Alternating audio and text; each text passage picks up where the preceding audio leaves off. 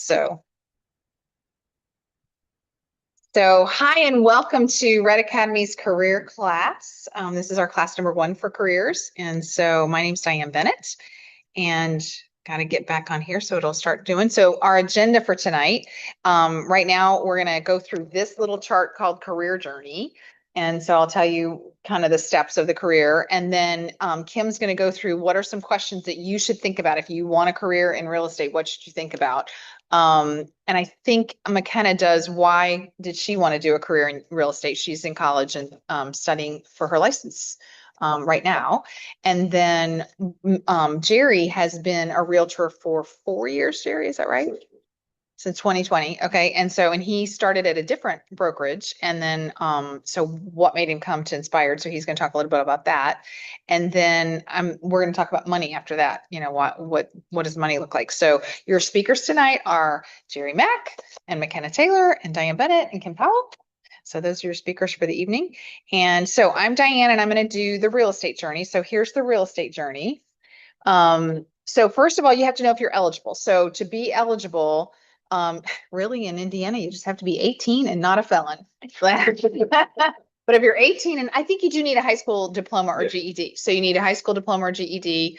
And to be honest, you don't need it, but you should have a driver's license. You should be able to drive places and show houses and stuff like that. But anyway, eligibility to take license class and to pass the test and take the test, it's just those 3. And Michigan, I'm pretty sure is similar. The next thing you do is you take a pre-license class. In Indiana, that's a 90-hour class. In Michigan, it's only 40. So we have had people that start in Michigan because the class is easier to get through. It's easier probably for younger people to take the class because you're used to being in school. A lot of realtors don't start at your age. A lot of realtors, like I got my license when I was 40. So, anyway, and then you have to pass an exam. So you pass the class. The Indiana class is a 3-part class, and then you pass the exam. And then you have to affiliate with a broker. So Inspired Homes is a brokerage. There's numerous other brokerages. If you get to where you're getting your license and you're talking about getting into real estate and doesn't seem like Inspired is a fit for you, we would still love to help you find the right fit for you because we know all the other brokerages. So would love to help you with that journey. Then once you find who you're going to put your license with, then you go and apply for your license. Your license gets hooked up with a broker. So just because you passed your exam doesn't mean you're automatically licensed. You have to pick a broker to be with. You have to work under a broker for at least, I believe it's 3 years. And then after you've done your license, then you apply to the local MLS board. So if you want to be able to show homes and stuff like that, you have to apply to a board. And ours is South Bend Association of Realtors here in Indiana. And then we also are members of the Southwest Michigan Association of Realtors for our Michigan sales. Then eventually, so 1 through 6 on this little chart they're like those are in order. 7, 8, 9, 10, 11, 12, those are kind of like all different kinds of orders. Like it's not necessarily in this order. There is an MLS orientation. In Indiana, that's a whole day. In Michigan, it's 3 days. And you do have to take one, but you can only take it when they offer it. And so it's not necessarily the first thing you do. So you can start learning real estate and practicing real estate. Training and mentorship. I don't know all of the, trainings and mentorship available at other brokerages. We are known for our training and mentorship. And so you would get hooked up with a mentor immediately and start training on how to sell real estate. Because the stuff that you learn in your real estate class does not teach you anything about selling real estate. The stuff that you learn in your real estate class is what you need to know to pass the license exam, because they want you to know some legal things. They don't want somebody just going around selling real estate that doesn't know some basic facts. So it's illegal to help somebody buy or sell real estate if you don't have a real estate license. That's illegal.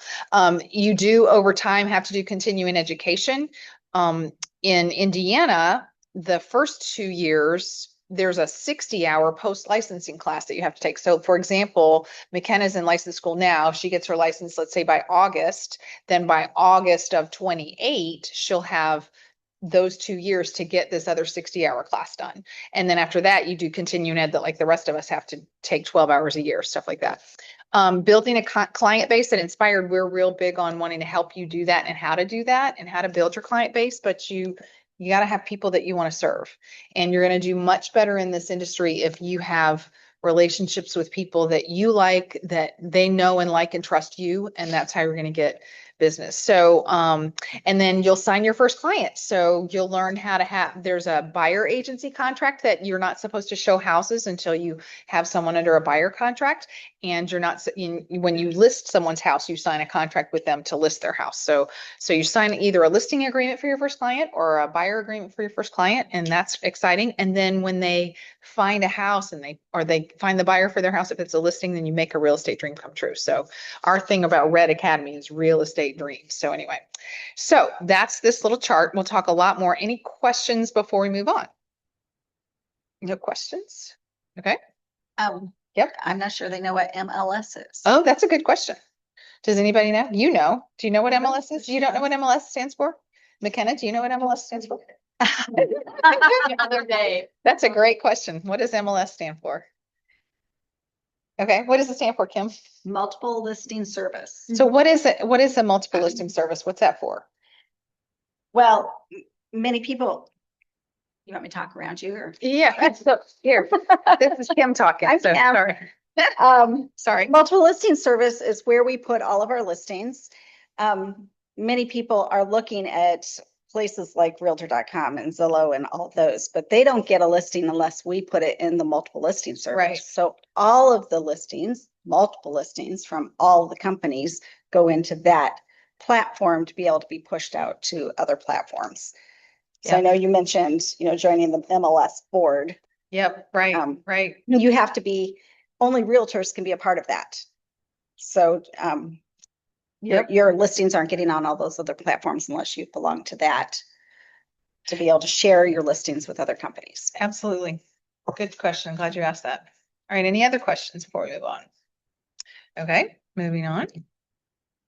This is Kim. Oh, there I am. I'm Kim. And Kim is here. She's our rookie trainer. So when someone new comes to Inspired, your mom is the rookie trainer at Inspired. And so she's going to talk to you about some questions that we recommend you ask yourself before you get in this business. So go, Kim.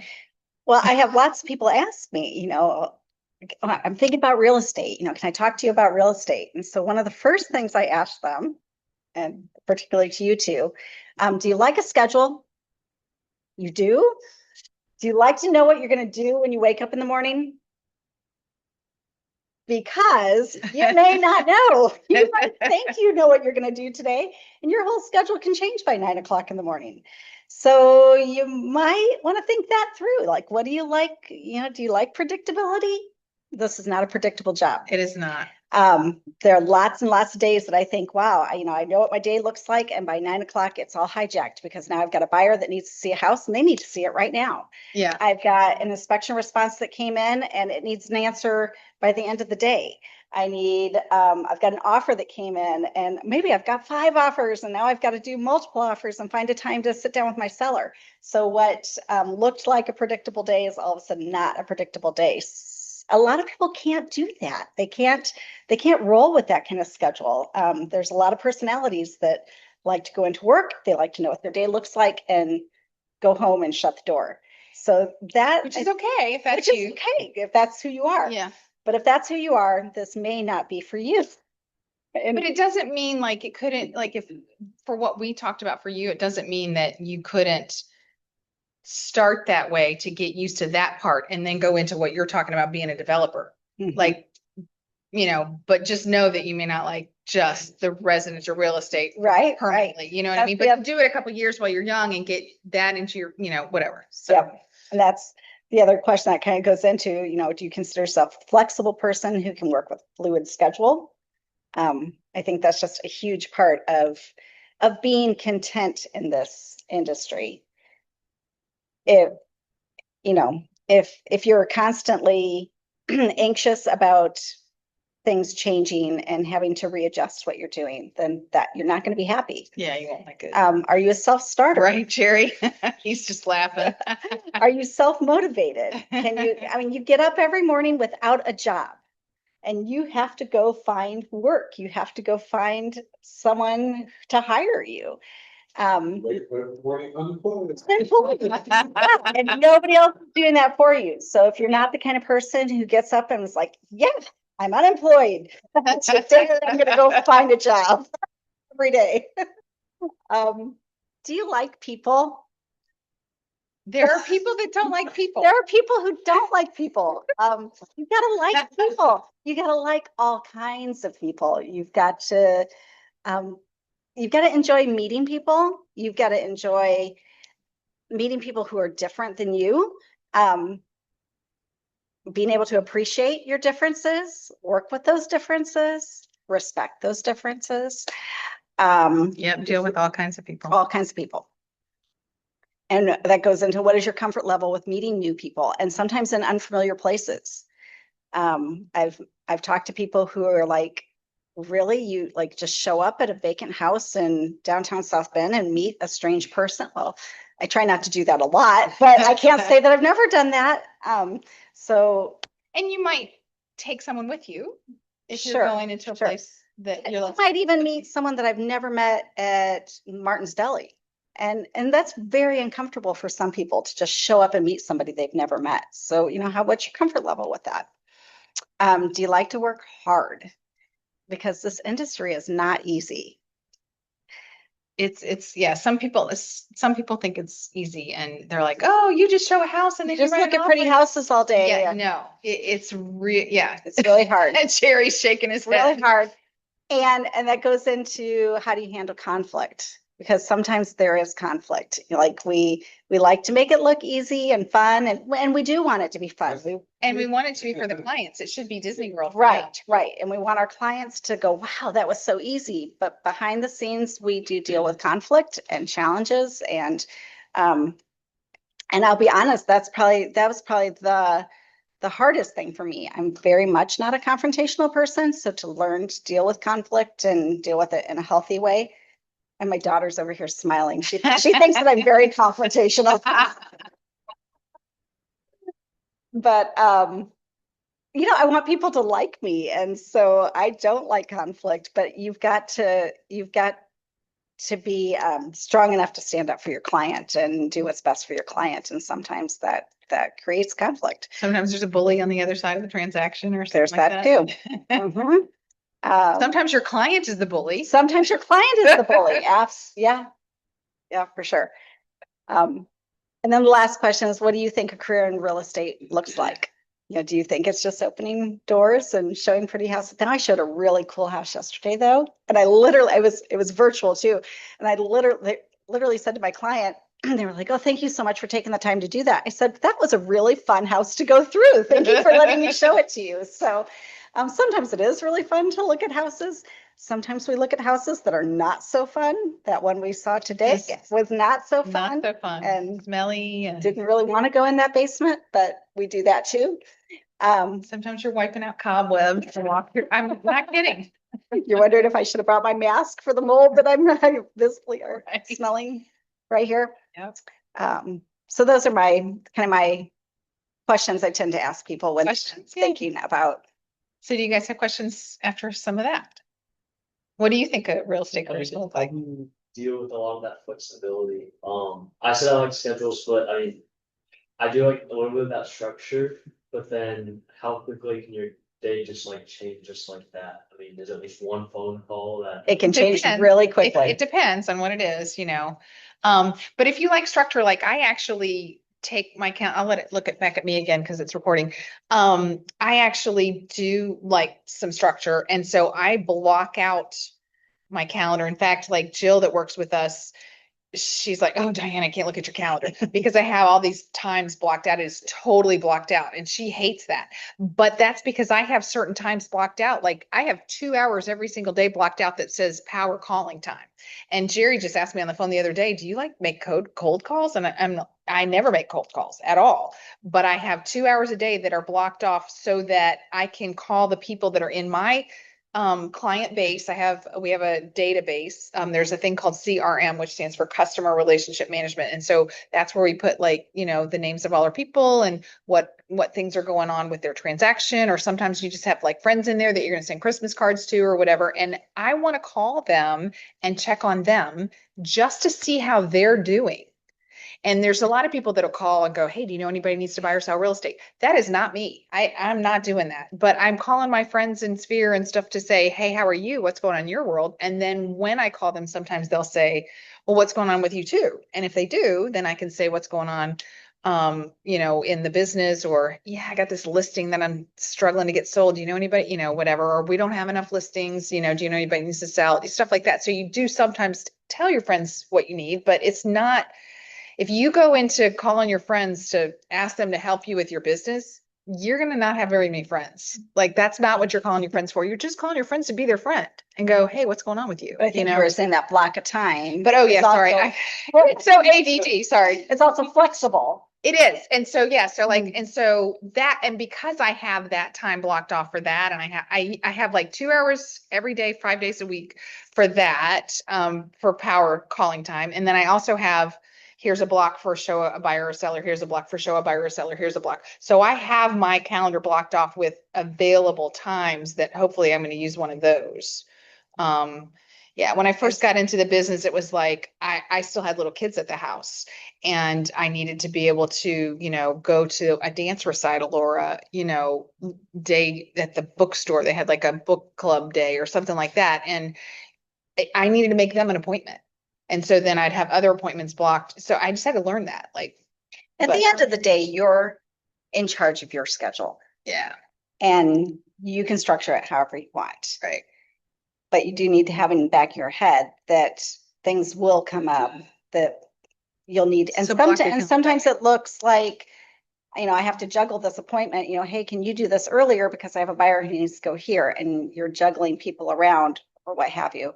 But That's one thing I want to piggyback off of as well, is, I was getting frustrated, just kind of the first few years. It felt like I was being swayed left, right, being tugged and pulled and whatnot. I eventually started to honestly just take control. Obviously you can't control people. Right. But but if I'm unavailable at a certain time, no. No, we can reschedule, or we can push this time back, or we can move it up sometime. Right. But I will say, because it is a lot, it can be a lot. But just make sure just your own just mental health is a priority. Mm-hmm. Because as you mentioned, dealing with different people, different personalities, and I've had a few myself. I've had a few. But me, it's like I don't too much care about being liked, I guess. It's just who I am. But I do try to be likable. I'm not trying to be like some mean guy, of course, but at the same time, I'm kind of all about execution, like you said. Like I like structure and getting things done a certain time and way and whatnot. But that isn't how it always goes. Sometimes, like Bruce Lee said, you have to just kind of be water and just like flow. So Yep. It's just give and takes. So, Yeah, for sure. Yeah. Absolutely. All right. Well, so next on the on our agenda is for Makenna. And so there you go. So this is Makenna. So I'm going to put it in front of Makenna. So we're moving hang on, we're getting y'all over there to see Makenna. Oh, this is Makenna. So Makenna, why do you want a career in real estate? So what made you want to pursue a career in real estate? Honestly, it's just making connections with people and just the people aspect of it. I love people and connections. I saw a few family friends get involved with real estate, and that really sparked my interest. And I know there's always good and some difficult relationships when you're meeting new people and so many new faces. But since that's something I've always loved, I just believe that God is going to just show me the different ways he's created so many people, and I love that about this. And then also I feel like a motto of mine growing up is that like I'm made to move, and that in a way like spiritually, emotionally, physically. And so with this field, I really like the idea of meeting new people at different places, showing different houses, collaborating with people, and just anything like that. And so that's why I'm Very interested cool. in it. All right. So what do you think it's going to look like for you when you get your license and you start to work with people? What do you think it's going to look like for you? I'm not totally sure because I'm not there I yet. know, but what do you think? Just Yeah. what's your forecast? What do you My want it? forecast is especially once I'm in the field, I want to have a good work ethic. I want to show my future kids like what it looks like to work hard and that not everything is easy. And I just want to be able to build a clientele based on just um, like I don't know how to say this, but like humbling myself and not making everything about me, but just kind of doing it for others. But then it eventually will come back to me too. Um, and but also balancing, having time for my like life, my future family and friends and things like that too. So Cool. Yeah, very cool. All right. So what's the license class like so far? You're in license class. yeah, You've done about, what'd you say, like I'm 10% of it or something like I'm that? almost a third of the way through. Oh, wow. So yeah, I'm Okay. like 30% through, and I'm in full-time school and play a college sport. So it's definitely difficult to find time to do this, but it's not bad. It's good. I don't love the class as much as I'm gonna love like the extroverted part of real estate, Right. which is everyone. Um, but it's still been good. I'd say a big tip is if you're in the class, buy a whiteboard so you can just write and erase and write and erase and just like Interesting. for me, that's been really helpful to just learn terms and things like that. And also don't let the terms just be terms. Think of how you can use them in like real life and never be afraid to ask like questions from people who know more. At least like that's what I've been telling myself. Like in school, I always heard no question is a bad question. And I think that really applies to this too. So yeah, I'm excited to learn more and just kind of get through the class. Very cool. Very Yeah. cool. Yeah. Super. All right. So you guys have any questions from Kenna? I think a big question might be how long does the class take? Like, what's the shortest? And then, like, what's the length of time you have to finish that as well? Yeah, so I'm in a fully online class for Real University, and I started it in December. And then, like I said, with school and soccer, I kind of took a break, March and April. I think it's flexible. The classes that I'm doing, or the class I'm doing, is very flexible. I have till this December to finish it, but I plan to finish it by the end of summer, so before my classes for college start up again. So I think you can basically finish it however short or I long do you think want. you have to finish it in 12 months. Yes, in If 12 if you go longer sure. than 12 months, you have to pay again. You do, yeah. Yeah. Yeah. Yep. So, So 1 year. yeah, but you got a year So, to like, finish. But it's 90 hours. So you can sign up for a class and go take an in-person class in 2 weeks. Like, Right. yeah, 80 hours. You can definitely Right? get It's it 90 done hours. You can do it quicker than- in a 2-week class. I couldn't do that. I mean, but it's full time. You're going to full-time school. Right. Yeah, no, this would be like all day long, and that's a heavy So class. Indiana has 90 hours, have to get it done within that first year. Michigan has 40 hours and you have Yeah. like 3 years to get it done. They have 3 years to I think you got like 3 years. Interesting. I got done with the classes like a long time ago. I just need to go to, Okay. I need to stop playing with that. But yeah, so I personally like you mentioned, like some people do Michigan because it's like easier first, and then I worked get done with the hardest thing first. Just get it out the way, and it makes you stronger to where like the easy part feels super easy, because you've already done like the hardest part. So Yeah. Well, and we have an agent with us at Inspired who did Michigan first and passed it fine, no problem. And then several years later got added Indiana. And it took her like 3 times to pass the Indiana exam because it was so much harder. And she wasn't expecting it to be because Michigan wasn't. Yep. And Michigan, you start off Indiana, you're a broker outright, where is Michigan, you're a salesperson? Correct. Okay. Correct. Yeah. So again, even that's different. So Again, differences in the do studio. the hard thing first. All right, you had a question for McKenna? Yeah, McKenna, do you feel like your class is teaching you how to sell real estate? What's your No, class teaching My you? class is teaching me like all the laws. So right now, like I'm in like the titles section and like deeds and things like that. And then it'll eventually go through the laws for just Indiana because that's the one I'm taking. But yeah, nothing about actually selling or interacting. It won't. It doesn't teach you that. The class doesn't teach you that at all. Yeah. Yep. All right. All right. So Jerry, this is Jerry Mack, and Jerry is going to answer some questions for us. Can y'all see him? Okay, I gotta. So Jerry, we have questions for you. Sure. What made you decide to join Inspired?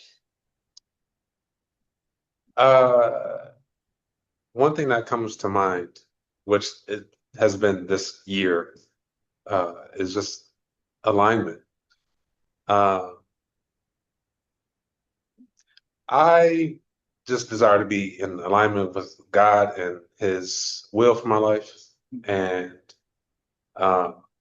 there was something about Inspired that was just kind of like sitting right, in my spirit. And of course, just, interacting with you and just everyone at the office. And it just felt like a good flow. It's hard to explain. And also, I'm the biggest like introvert like anyone probably can ever know.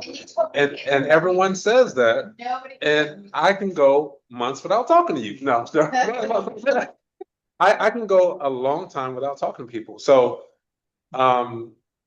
me being in real estate in general, I did it because for me it's probably harder than like your average person because if you know about the MBTI, for example, I'm an INTJ, which is probably the most introverted on the list. So again, I like doing like the hard things. I like being challenged. Yeah. I feel like it keeps you sharp. It keeps you on your toes. It makes you strong, essentially. So I personally got into real estate because I knew it would be difficult. And being with Inspired, I'm not used to working with a team. But again, I did because I knew it would be difficult for me. But I learned and gained so much in how to, again, maneuver, just interact and just, work with the teams. Yeah, cool.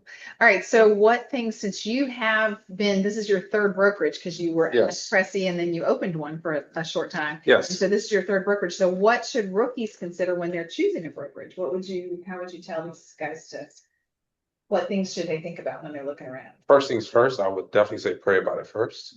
And just ask God to lead you by His Holy Spirit. And I think depending on like, again, personality is kind of a big deal. Who do you flow with? Who flows good with you? Some brokerages can be just cold, so to speak, and again, I mean, it is a business. Don't get me wrong. Of course, it's a business, but at the same time, I authentically care about people, and I actually found myself turning somewhat cold. So I wanted to just start fresh, allow God to humble me, not just be so sales oriented, not be so execution oriented, and really care about people. So I would say, once again, pray about it and see who, shop around. Don't just like stop at one brokerage. But I'm confident that you will know when you get there. It's hard to explain. I mean, you'll know once you know. It's like shopping for a house. Yeah. There's just one that you're like, Yeah, oh, this is it. it feels like home. Yeah, It's a if difference. you choose to be a realtor and you go start taking people through houses, I don't know how to explain it, but there's buying signs to look for in their faces and their reactions, how they light up in a particular house. In other houses that won't happen. And you can, and when you learn to read people, you can kind of tell, that house really turned you on. And they may not have noticed it, Yeah. and Right. it's kind of fun to So I find that fun. Yeah. All right. Anything special that you want to share about your journey so far? Cautions or rewards or something like that? Just anything else that you want to share? I've honestly done pretty good for myself. And I'm proud of that. But at the same time, it's weird. It's two things can be true at the same time. Like I'm proud of that, but at the same time, you know. But it is interesting. You do meet a lot of different people, different personalities. Uh, Man, like you mentioned, even just maybe even downtown South Bend, I did a listing appointment on the north side of South Bend, and this guy, he was telling me a story about how he got robbed, and like, yeah, I pulled out my gun, and he pulled out his gun. I'm like, oh, Okay. yeah, he's really in the story. Yeah. But again, it teaches you really how to flow. As an corrections officer, which is funny, as the Central County picture is up there. But I believe that's where I actually learned how to speak to people from all walks of life. And I think that actually helped me be a realtor. Again, all things work to the good. So Right. There's a reason why you're here. There's a reason why this is in your heart. And there's a reason how and why all this came together. So Yeah. So I've had some rewards. And my caution would be just of course, maneuver in wisdom, because again, people are people. And sometimes people. Right, absolutely. Okay, so any questions for Jerry? No questions so far? Okay, all right. So then we'll go on to money conversation. Okay, so let's talk about money. What do you expect the financial rewards to be in real estate? And you guys have ideas, dreams? What do you think your rewards are going to be financially? He's got thoughts. I was gonna say with the schedule being like a little bit inconsistent, being like flexible, I feel like that comes with the pay being a little bit flexible and inconsistent as well. Yeah. Flexible and inconsistent are good words. Good words, flexible and inconsistent. So here's the thing somebody told me and I've been doing it for 20 years now.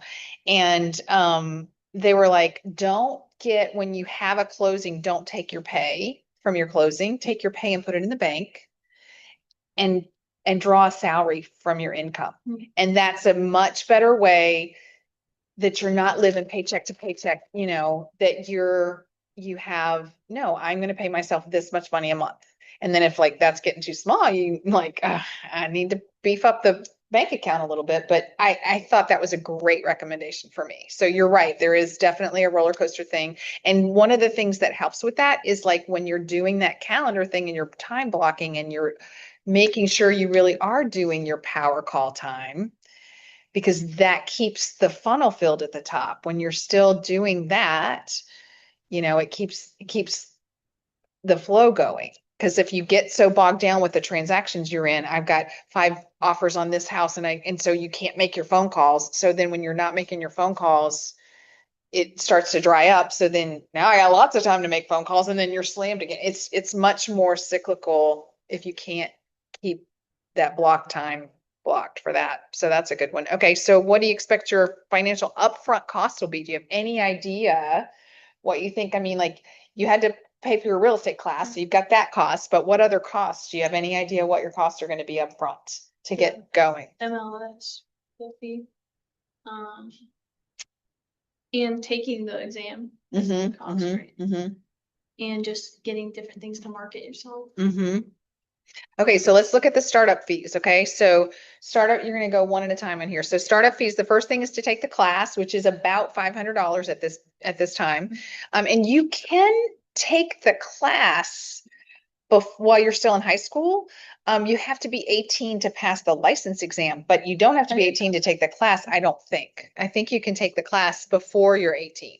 So the class is about $500.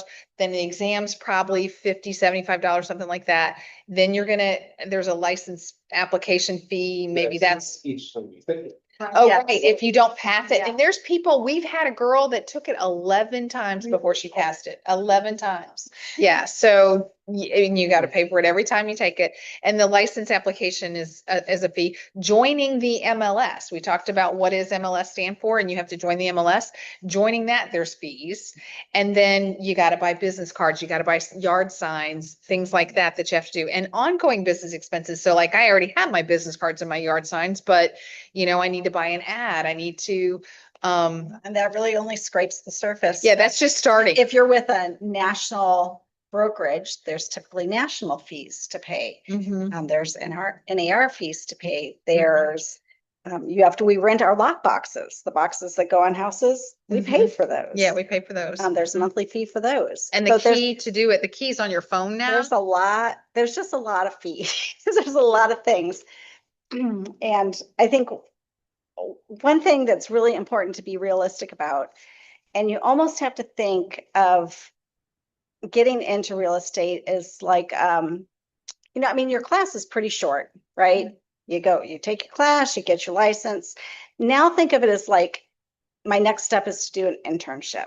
And a lot of times when you're in college, your senior year of college or whatever, I was an elementary education teacher when I went to college.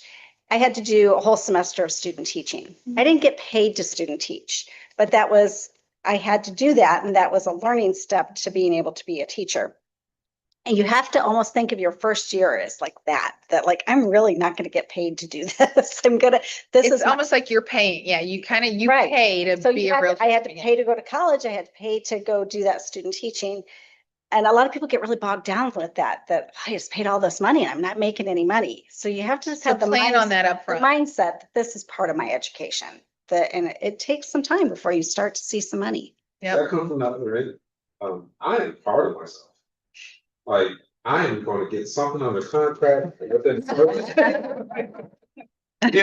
Now I think your approach is definitely realistic. Don't get me wrong. It's definitely wisdom. I've seen so many but- people give up too soon Yeah. because they have unrealistic expectations. True. Now you're right. You can't be unrealistic, because again, we can't like control people. Right. It's so many variables in this business. I'm in a pickle right now with one of my. He's got a transaction going. Yeah, that so it's like it's like struggling to close. Ooh. anyway. Yep. But yeah, again, everyone's different. Me, I am hard on myself. No one can be harder on me than I am on myself. If you feel like that's unhealthy. Right for you, Jerry. You're in the Okay. right place. You're in the right place. So the fees, if you click it one more time, the class should be about 500. I think the exam is like 60, could be 60, 75. The license could be 25 to 75. I'm not sure. Joining MLS is probably $1,500.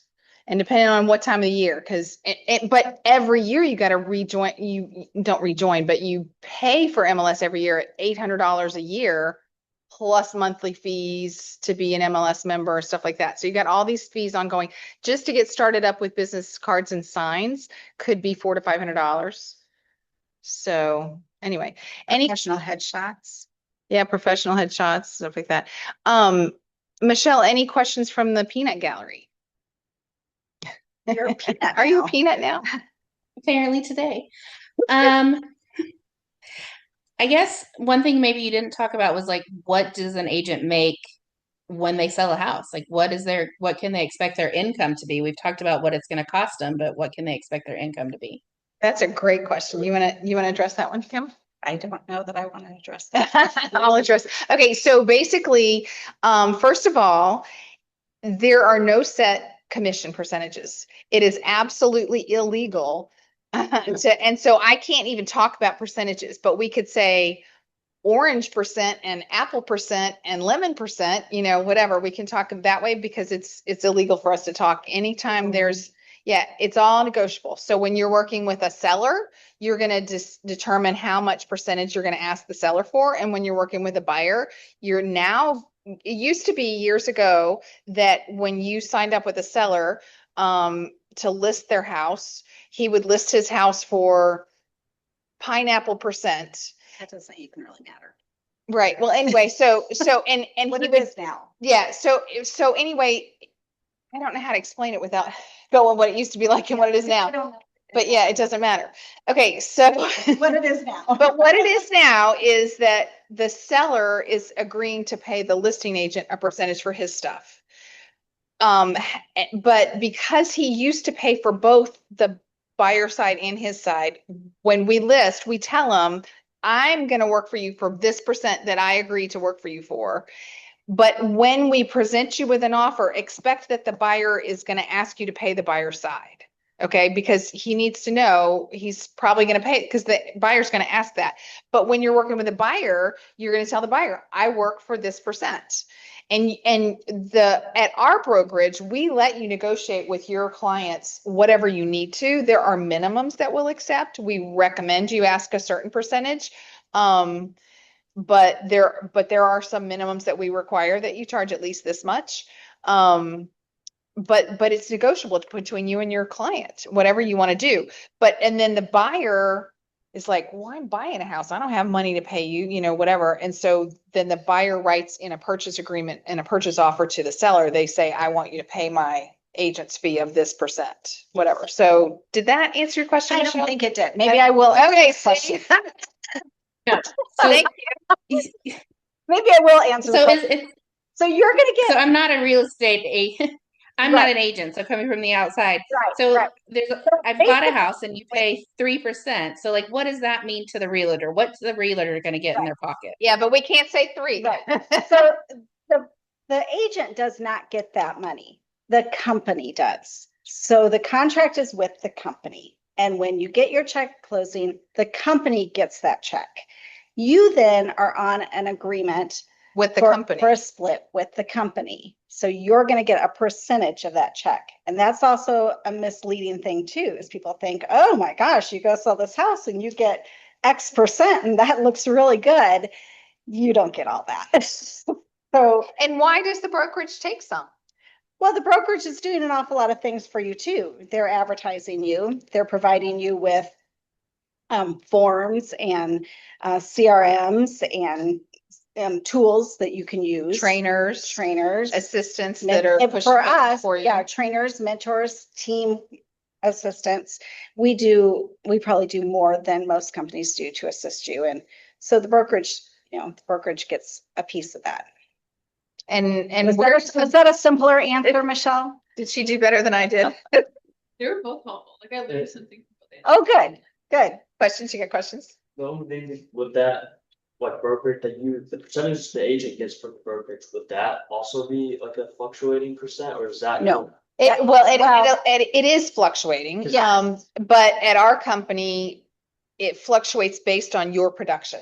And so at our company, when you start, you get this much, and then when you start making more, we change your split to whatever. And some companies, it's totally negotiable, and this one can make this much percent split, and that So one can make that. different agents can have different splits, and different companies determine those splits different ways.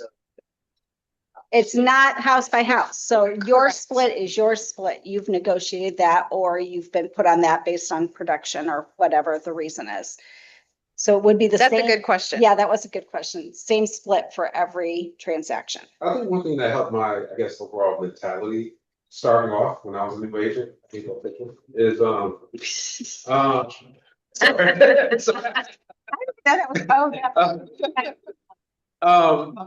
is just remind yourself you are a independent contractor. I don't know, for me that just made a world of difference because it puts you, I started as a realtor in my 30s, so it's like you get used to being a employee.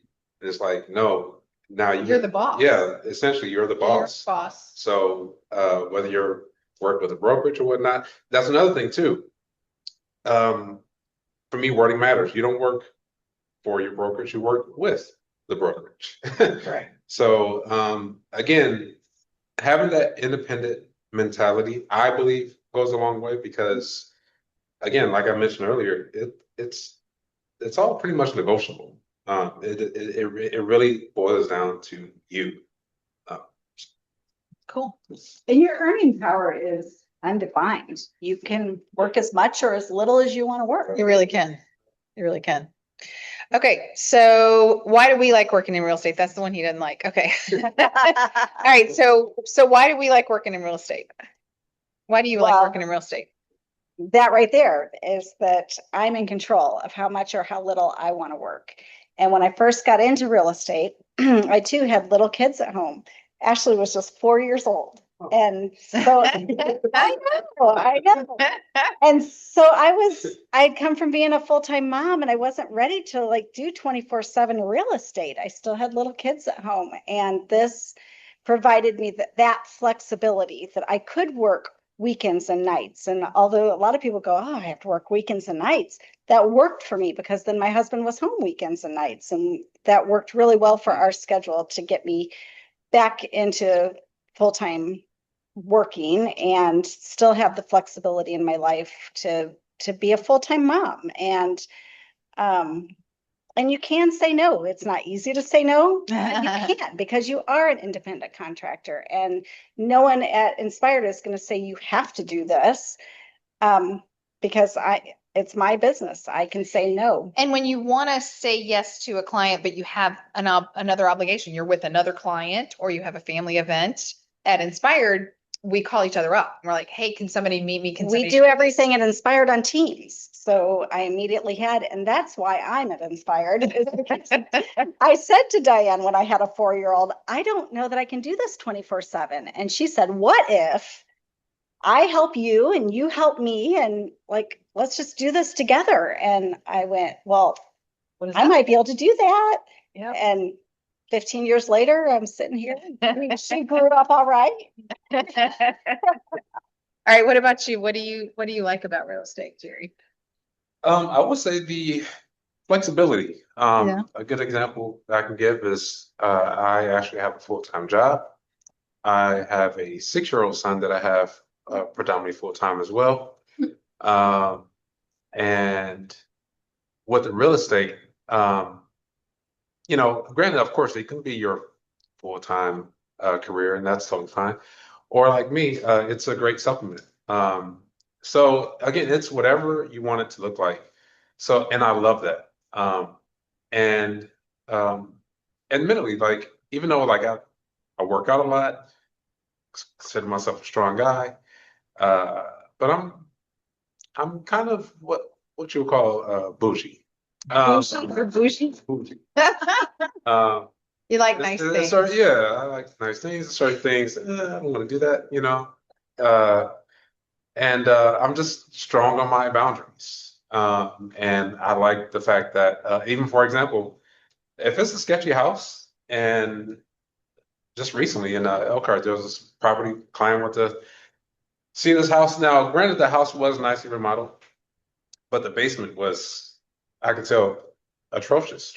I don't go in basements. With the person, that's me. If my client want to go down Go there, right ahead. I'm not yeah, going. by all means, I'll stand watch by the door up here.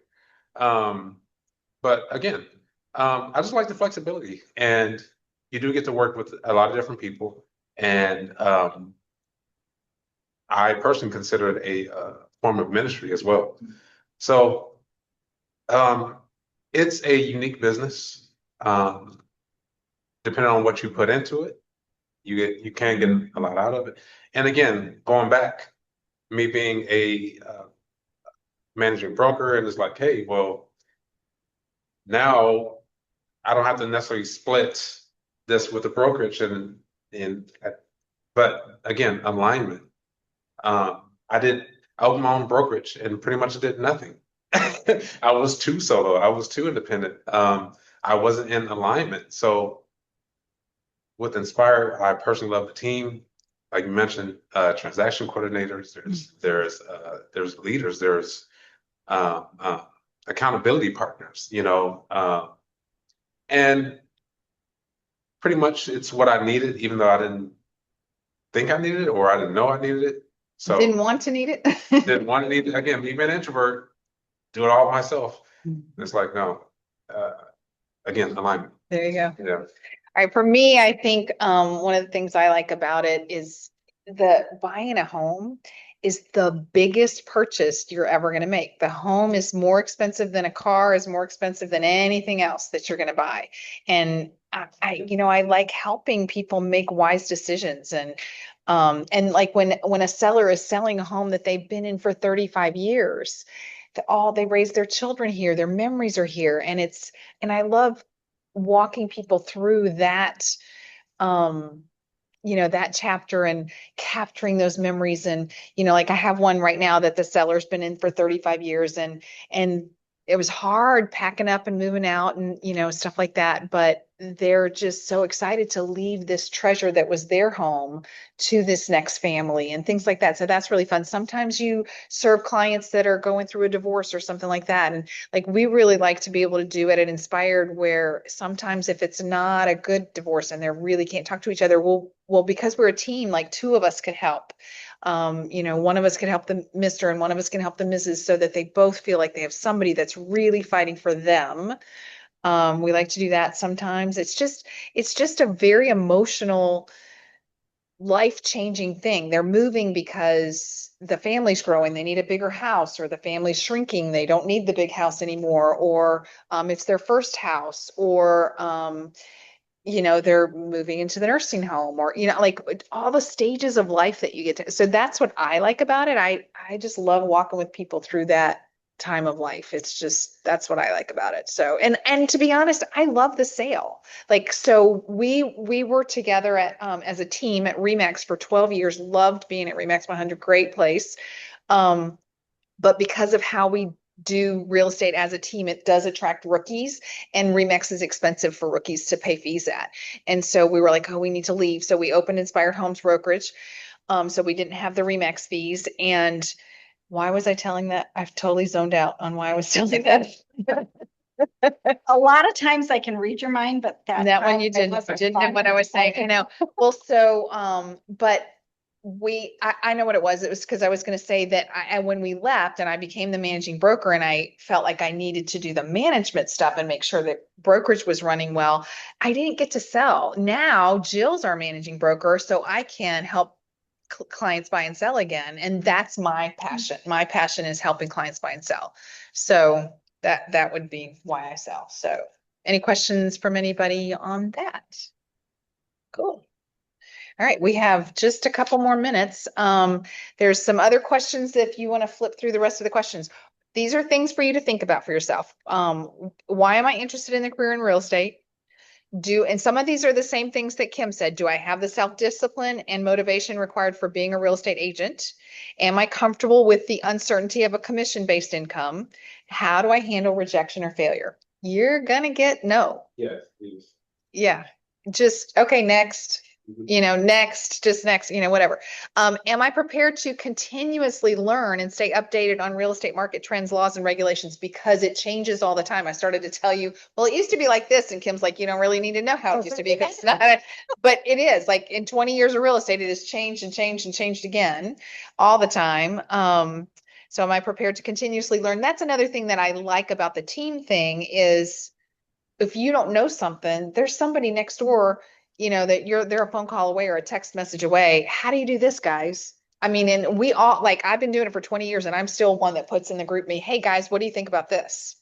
So I love the whole group thing. And if I may add, the good thing about this part that I've again picked up on is it doesn't feel like you're in a pool with sharks. No, I gotta be honest. Yeah. Real estate is a doggy dog type of business. It can be. Yeah, it can be. And now, admittedly, I do believe you should have a certain level of grit. Oh yeah. Because again, you have to be resilient. You're going to get some rejections or failures, if you can call it that. Yep. Whatever. But sometimes you are competing for business with other agents. Sometimes teammates. Yeah, I've been there, and now granted, it makes me feel good when I beat out. That's also good when they. Yeah, I mean, but at the same time, it may not go that way. Someone may have more experience, or just whatever the case may be. So, Again, there's a lot of different variables. Yep. Yeah. Absolutely. Okay. And so do I enjoy networking and building relationships? So, because that's kind of more meeting new people thing. Next, number 7, am I comfortable with negotiating and advocating for my client's best interests? I love that part. That's so much fun. I love negotiating. How well do I know my local real estate market, and am I willing to put in the effort to understand it? Because you really need to put in effort. Am I capable of handling the administrative tasks such as paperwork and record keeping? The good thing at Inspired, you don't have to be as good at that because our transaction coordinators are incredible and they do a lot of, I mean, there's still things that you have to do, but they do a lot of the tedium and faster because they do it for all of us. So that's pretty great. Am I willing to invest time and money into marketing myself and my listings? Can I support myself financially while I establish my career? Because you do have to have a startup. How good are my problem solving skills? Am I able to handle criticism and feedback both from clients and from colleagues? Am I prepared to work weekends, evenings, holidays to come to accommodate my clients' schedules with boundaries? Like you need to work those times, but you need to also have boundaries and not work all those times. Can I balance multiple tasks and clients at once? That's a challenge. My first spring in the business, and I had 3 transactions going at the same time, and I still was the primary caregiver for 3 small children. And I was like, how do they do this? And my managing broker was, how do you like if you can't do 3 at a time, you're in big trouble, but so you gotta learn, and here you have help with it. So how will I differentiate myself from the competition in the real estate market? Because you have to find out who you are and be you. Don't try to be the next person over and be like them. You got to be you. And then do I have long-term plan for building and maintaining my real estate business? So any last minute questions? Because we're kind of done. So there's the career journey again. What About the regulations and like the laws changing and something. So how exactly does that like get directed towards you? So understand if you're like with a company that has a team that I'm assuming someone figures it out. Yep. Like, does that go through a certain board or your state somehow? Yep. And so when laws come down, we have a monthly state of the company meeting. And so we train you on things. We have a weekly email that goes out that tells you different stuff. So when there's new stuff, you'll learn it. It's not going to not, you'll get it. And when also because you have continuing education, when big things change, you're probably going to get it in a continuing education class. And so that's a great question. Great reminders. Yep. And the So- Indiana Association, a lot of S's there, of realtors. I got an email just today about new laws. And so there's a lot of communication from the Yeah. state They let as you to know. what we should know. So yeah. And again, we have each other's back for those people who don't read their emails. Because some of us get pretty busy. So anyway, well, cool. Thank you guys. Michelle, any last minute questions? I don't have any in the chat right now. I think we're good. Thank you so much. Thanks for being on with us. And we will go ahead and stop recording. And if I can find the little thing that does that. More stop recording. Thank you guys for joining us for Red Academy career class. I'm trying to stop recording. There it is. Thank you.